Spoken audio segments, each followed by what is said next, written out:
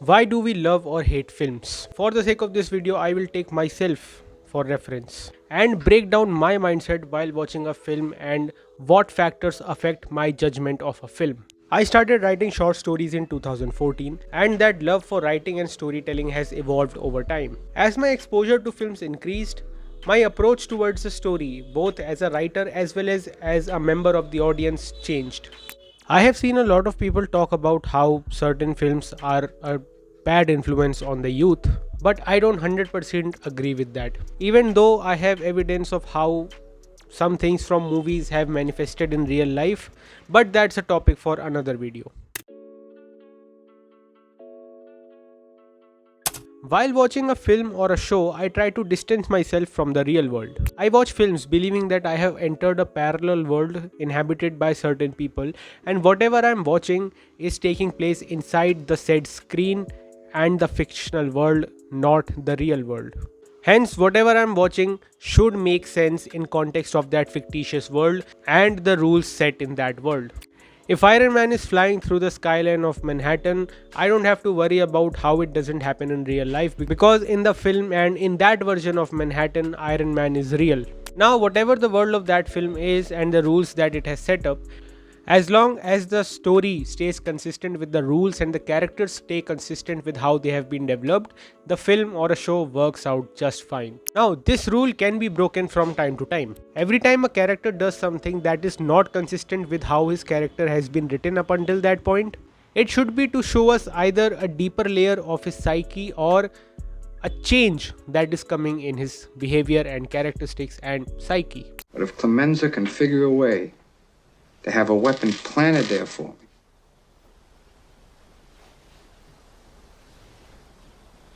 then I'll kill them both. This scene in Godfather is out of character for whatever understanding we have of Michael. But the objective of this scene is to show Michael setting foot in the dark world of New York Mafia. It's not personal, Sonny. It's strictly business.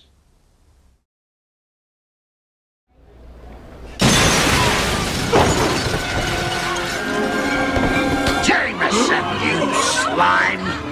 Who's the photographer who takes the pictures of Spider-Man?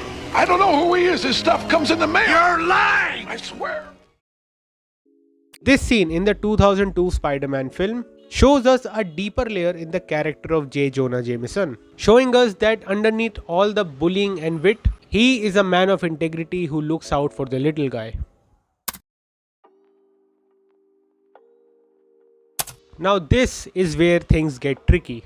In the first point, I said that the world of a film or a show should be separate from the real world. However, the characters inhabiting that fictitious world should have real and relatable motivations or problems. The basic structure of a film or a story is: character wants something, there are problems stopping him from achieving the goals, character overcomes those problems to achieve his goal and is changed in the process. In order for a film to work and really connect with me, I must be able to understand the character's motivations or problems from a third person point of view, if not first person point of view.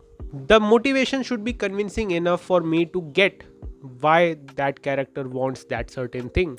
In The Godfather, Michael wants his family to be safe. The obstacles in his way are Solozzo and the other 5 families. By the end of the film, Michael has eliminated the threat and has in turn become the man he never thought he would be, Don Corleone.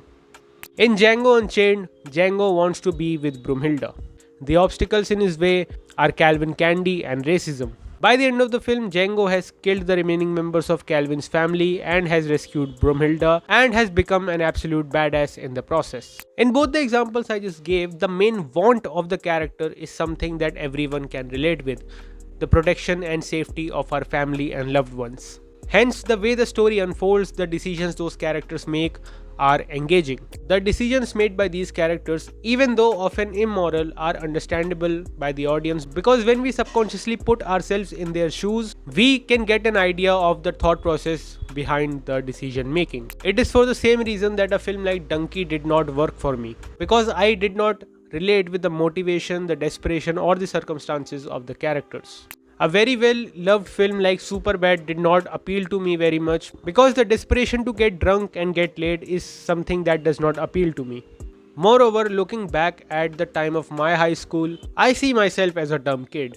And dumb kids trying to get drunk and get laid is something that does not interest me. But I don't shit on this film too often because it's just my personal preference based on the time and culture I grew up in.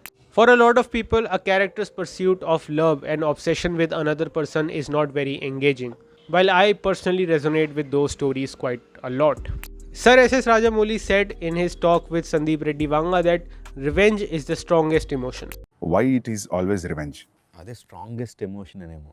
Being wronged by someone and the wish to take revenge is honestly one of the most basic yet one of the most powerful emotions. Hence, revenge films like Gajni and Agnipath are some of my favorite Bollywood films. Our love or hatred towards a film is based on how well the film stimulates our emotions, and in turn, how well it gets us connected with the characters, their motivations, and the fictitious world of the film.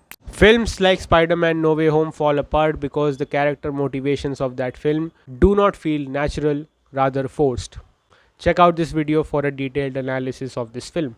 In conclusion, a fictitious world filled with people with real motivations, believable conflicts, and satisfying resolution and character growth is a good recipe for a film that people would love.